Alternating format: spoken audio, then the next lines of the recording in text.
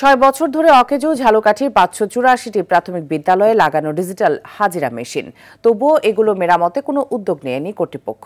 শিক্ষকদের অভিযোগ, যাচাই বাছাই ছাড়াই বিদ্যালয়গুলোতে নিম্নমানের হাজিরা মেশিন স্থাপন করা হয়েছে। এদিকে বিষয়টি তদন্ত করে প্রয়োজনীয় ব্যবস্থা নেওয়ার কথা জানালেন জেলা প্রাথমিক শিক্ষা কর্মকর্তা। ঝালকাঠি থেকে জহিরুল ইসলাম জলিলের পাঠানো তথ্যচিত্রে আরও জানাচ্ছেন আব্দুল হামিদ।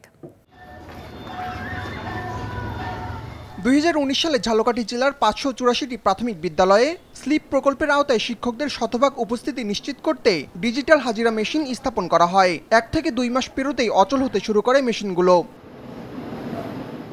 শিক্ষকদের অভিযোগ, নিম্নমানের মেশিন দিয়ে প্রতিটি বিদ্যালয় থেকে ৩০,০০০ করে টাকা নেয় প্রকল্প সংশ্লিষ্টরা।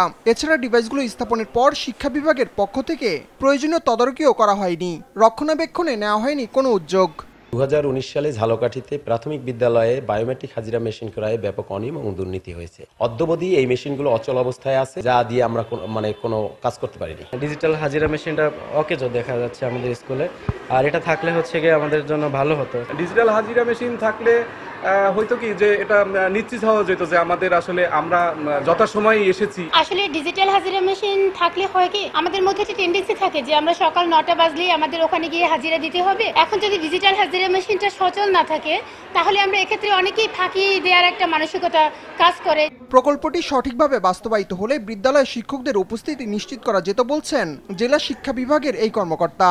বিভিন্ন পর্যায়ের দুর্নীতির কারণে এই প্রকল্পটি মুখ থুবড়ে পড়ে। যদিও এটি একটি খুব ভালো একটি প্রকল্প ছিল, কারণ এর মাধ্যমে আমরা মনিটরিং করে শিক্ষকদের হাজিরা নিশ্চিত করতে পারতাম।